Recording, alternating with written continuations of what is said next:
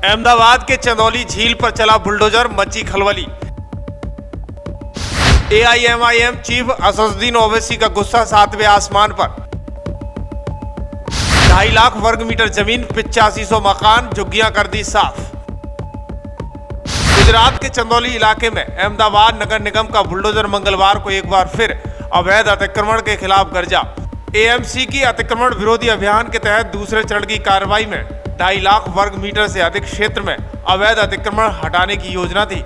अतिक्रमण विरोधी कार्रवाई को शांतिपूर्ण बिना बाधा के संपन्न कराने के लिए मौके पर 3000 से अधिक पुलिसकर्मी भी तैनात किए गए। इसके अलावा 25 SRP की टीमें को भी मौके पर तैनात किया गया। 50 बुलडोजर पहुंचे, मलबा उठाया, लेकिन जो सबसे ज्यादा हिले है AIMIM असदुद्दीन ओवैसी का दिल।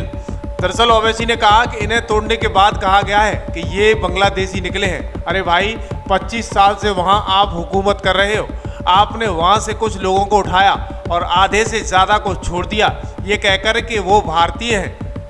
मगर आपने 4000 से लेकर 8000 तक झोपड़ियों और घरों को तोड़ा है। जी हाँ, भाईजान नाराज हैं और इस बार वजह कोई चुनावी मंच नहीं है, बल्कि घुसपैठियों पर चला बुलडोजर है। नगर निगम का दावा है कि यह अतिक्रमण था। 2.5 लाख वर्ग मीटर जमीन पर सालों से गैर कानूनी कब्जा था। एक ही दिन में 8500 मकान, झुग्गियां और 2 मंजिल इमारतों को साफ कर दिया गया है। लेकिन तभी भाईजान की एंट्री होती है। उनका कहना है कि 30 साल से हिंदू मुस्लिम साथ रह रहे थे, अब 8000 घर तोड़ दिए गए। कहा गया कि बांग्लादेशी हैं, लेकिन 25 साल से आप सत्ता में हो। असदुद्दीन ओवैसी पूछते हैं, ये गरीब कहाँ जाएंगे? गुजरात में बीजेपी 1998 से पावर में, 25 साल से पावर में। अहमदाबाद में, दानी लिमडा में, चंदोला वहां पर एक तालाब है। 30-40 साल से गरीब लोग रहते हैं, मुसलमान और हिंदू मिलकर। आपको जानकर तकलीफ होगी कि 4000 से लेकर 8000 झोपड़ी और घरों को तोड़ दिया गया। 4000 से 8000 झोपड़ी और घरों को तोड़ दिया गया। और क्या कहा गया कि यहां पर से बांग्लादेशी निकले हैं। अरे भाई, 25 साल से आप हुकूमत कर रहे हैं। आपने 1900-2000 लोगों को वहां से पुलिस ने उठाया, 90% लोगों को आपने छोड़ दिया कि भारत के नागरिक हैं।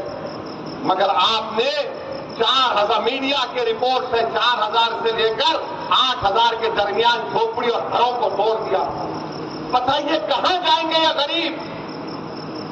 इस देश में गरीबों का क्या होगा? क्या गरीब अगर मुसलमान है, हिंदू है, दलित है, बैकवर्ड क्लास है, आज वो दलित रोड पर है। बांग्लादेशी क्या करना है? अच्छा, अगर बांग्लादेशी है तो फॉरेनर ट्राइब्यूनल क्यों है? 25 साल से आप हुकूमत में है। मैं पढ़ कर तकलीफ होती है कि उन पर क्या गुजर रही होगी। सदर all India Muslim personal board को भी सुनना है। मैं आखिर में सिर्फ आपसे यह भी कहूंगा कि आप मुत्तहिद रहिए, यकीनन अपने अपने मसलक पर रहिए, मगर याद रखिए निफाक, और अगर निफाक कोई पैदा करना चाहता है तो हमसे होशियार रहे। मुझे मालूम हुआ कि नलगुंडे में बाद लोग ये उम्मीद कर रहे थे कि बारिश होगी तो जलसा नहीं होगा। यानी बारिश नहीं हुई है। अब जो आवाम देख ली, अब तुम पे जब बारिश होंगी आवाम की तो जरा तैयार रहना, वो बारिश। पर सवाल उठता है, ये हमदर्दी अचानक क्यों उमड़ पड़ी है? क्या आपको याद है कुछ दिन पहले भाईजान पाकिस्तान मुर्दाबाद के नारे लगवा रहे थे? तब जब मंच से पाकिस्तान के खिलाफ आग उगली तो इस दौरान TRP भी जमकर बटोरी थी।